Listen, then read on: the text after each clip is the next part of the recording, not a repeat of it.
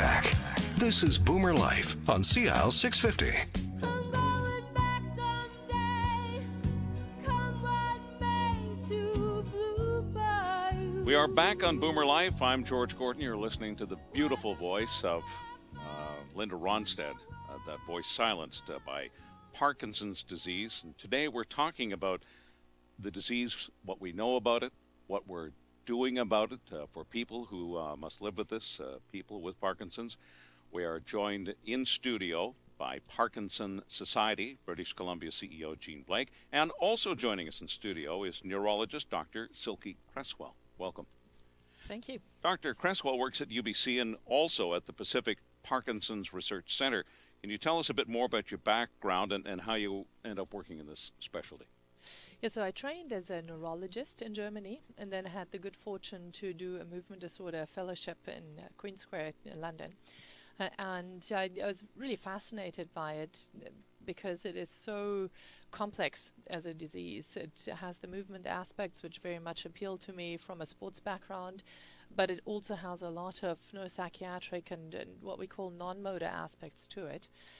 And it was really very much about the whole person. You also get to know people over time. It's a bit like being a GP because you really form relationships over the years. And all of that together just appealed to me. What are some of the early signs and symptoms? I'm sure it could be mistaken for, especially if it was a younger person, well, somebody's just clumsy or something like that. But there are signs now that you can tell if that person should be tested for Parkinson's. Yes, absolutely, you're right. And it is very much a clinical diagnosis. So when somebody comes to the clinic, we look for signs of slowness of movement. We look for signs of stiffness in the joints and in the muscles. We look for tremor, so this shaking, particularly at rest. So when somebody is just sitting quietly, maybe watching TV, and then the arm shakes. It is not really the shaking that somebody gets when they lift a cup of coffee, for example. That is often something different. So those are the three kind of core symptoms, and then often more later on in their disease, balance can become a problem as well. But you're absolutely right that in the very beginning, this is all pretty subtle. It all starts really, really subtle and then progresses over time. So somebody might, for example, develop very small handwriting, or they might not swing their arm, or they seem to have a frozen shoulder but not really ever getting better from that. Or I had some athletes telling me, well, you know, I've always been swimming for my whole life, and suddenly I started swimming in circles because one side of the body isn't just doing what it is supposed to do. Or I had a skier who would say, well, you know, I've been skiing for many, many years, and I'm very happy to turn right, but I just cannot get myself to turn left. I have problems with left turn. And that is because it is often asymmetrical. So one side of the body is affected first and more, and then over time this spreads to the other side, but you would notice symptoms on one side of the body. The other symptoms, such as the voice might get softer, the singing voice might change, and then there are very important non-motor symptoms, and these are often present before somebody develops any problems with movement, and that is something we recognize now much more than we did in the past. And one of them, and that is that's a very important one, is acting out of dreams in your sleep. So what happens is that when we're dreaming, we should be paralyzed. So if you dream, let's say you're running away from the intruder or you're fighting the lion, what should happen is that you're just lying really quietly in your bed. But with Parkinson's, that switch that would switch your movements off might not work anymore. That's something kind of really basic in the brain. And you might start acting out what you're dreaming. So you might indeed start to run seemingly in your bed. You might even fall out of bed. You might punch your bed partner because you're trying to fight with a lion. And that can happen years, if not decades. So there's some cases described as 5 decades before anybody develops anything else. And then other symptoms could be a loss of sense of smell. I mean, there are many reasons, of course, why people could lose their sense of smell, but nearly every patient, every person with Parkinson's would have reduced sense of smell. Constipation, depression, anxiety that come on more in midlife, later life, they can all be foreboders and early symptoms of Parkinson's. Well, now, Jean has already told us that this disease can affect all ages, all sexual orientation, all the. So does it seem to affect men or men and women the same in the same way or in the same numbers? Nearly. So it's about 60% men and 40% women if you look at large populations. But I absolutely echo what Jean already said, that it is very much across the populations. Age for sure is the biggest risk factor, and I think that is very important to recognize as we are all getting older and we have an aging population. So this will be a condition that we'll see more and more of, and Jean already mentioned the numbers for British Columbia alone, where we actually got pretty good numbers. And almost 13,000. And the important bit about that number is that it actually changed. So looking at numbers from the Ministry of Health in 2011, 2012, in the 10 years leading up to that time, the number of Parkinson's patients or number of people living with Parkinson's had actually grown by 40%. Wow. And you can just extrapolate 40%, that. that's 40%, 40, yes. And our boomer generation is aging by the day. So, and forgive me if this is not the appropriate terminology for describing Parkinson's, but so many other diseases become. We learned about it.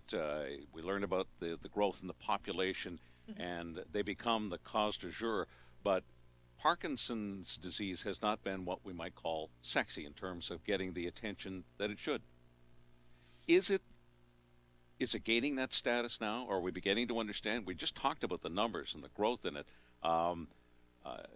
You're doing work on it. We're going to be talking to other researchers. We're going to talk to a person who is dealing with Parkinson's. Is the awareness breaking through? I hope so. And I think Michael J. Fox, for example, has really done a lot for the face of this condition and raising awareness and really motivating people to be active about it. I think the sense of kind of resignation is waning, and we have many more new research avenues that we're following. The disease was first described nearly 200 years ago, so it's next year's anniversary. And I would say I've been doing this now for nearly 15 years, and I've certainly seen a lot of change during that time alone. And it's certainly also due to, thanks to the Parkinson's Society in BC, that we get more and more awareness here. Tell me one thing that frustrates you the most in trying to get to the bottom, to defeat this disease, and tell me something that has happened that has driven you even harder to find a cure for this.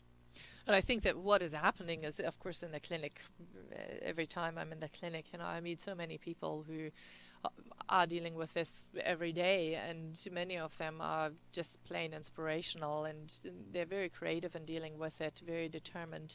And that in itself, how could you sit back and, you just have to do what you can do.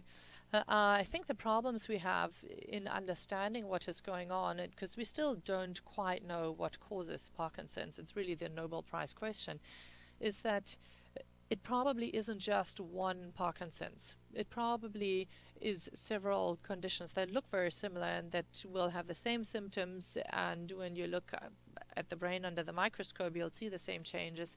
But the factors leading to it are probably different, either entirely different in that it's maybe more genetic for one person, and about 1% of people living with Parkinson's have purely genetic forms of Parkinson's, but the vast majority will not have a purely genetic form. They will have a combination or maybe even a purely environmental form.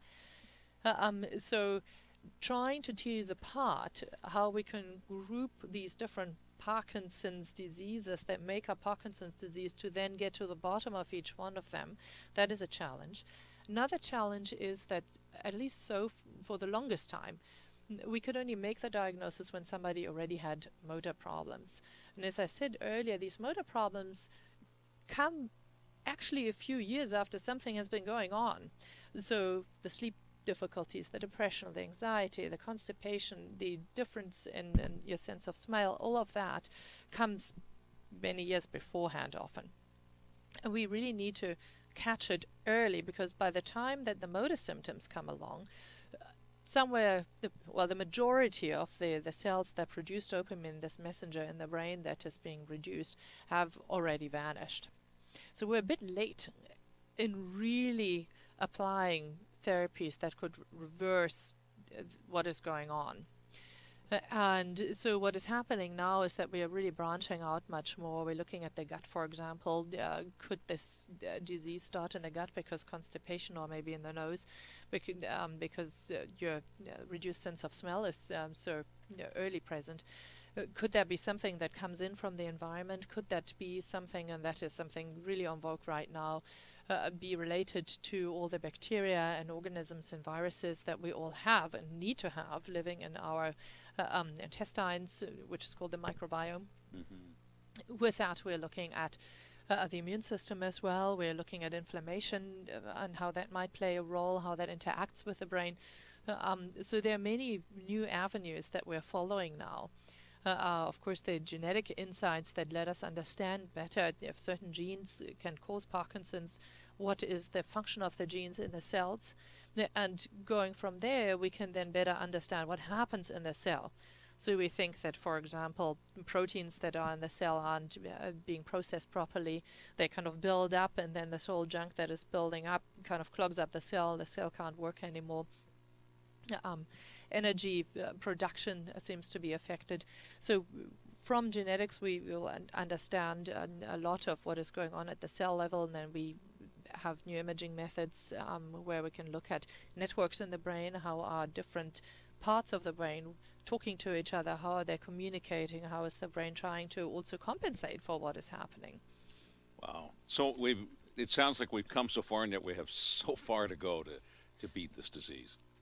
Let's turn our attention back to Jean Blake, Parkinson's Society BC CEO. Jean, let's talk about the Parkinson's disease that affects the loved ones, the people who must care for those who are dealing with this dreadful disease. They're kind of lost in this picture many times. Well,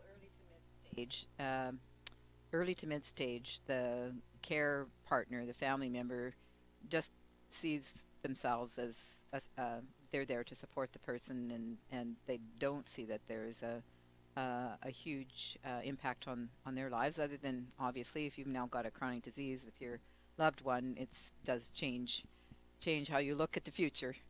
However, as the disease progresses, there's increasing need for the care partner to start moving into more of a caregiving role, and that's where we see that the impact on the spouse, the adult child, the family can increase quite a bit. And so we also are looking to how we can support those folks. We have 50 support groups led across British Columbia by wonderful volunteers. A few of them are focused specifically on those caregiving needs, and so we do work to support them with what their particular issues are. And a lot of it is education and information about the healthcare system, advocating for their loved one, navigating the system, and also making sure they stay healthy. We have just recently started to engage in more education for those folks, and so we ran a webinar for them last fall. It was greatly attended, and some people are living in fairly remote locations where there wouldn't be the numbers to have just a separate care partner support group. So we're looking at offering that by webinar this coming fall. And similarly, young onset, I talked about how we're seeing that in a younger and younger age group. Fortunately, it's still in the smaller percentages of those folks, but it does make it difficult then when we're trying to address issues that are more specific to still trying to work, having young children at home. And so again, we reached out to wonderful technology and ran a series of webinar, which Silky led one of the sessions for us. And the feedback after the sessions were over was they would really like to continue to meet as an online support group. So we're going to as well put that in place for the fall. Still to come, we'll be talking with some more of the people who are working in the research end of beating Parkinson's disease. We'll talk to one of those who is coping with it and making sure his life is being led to the fullest. And we hope that you'll stay with us. You're listening to Boomer Life. I'm George Gordon.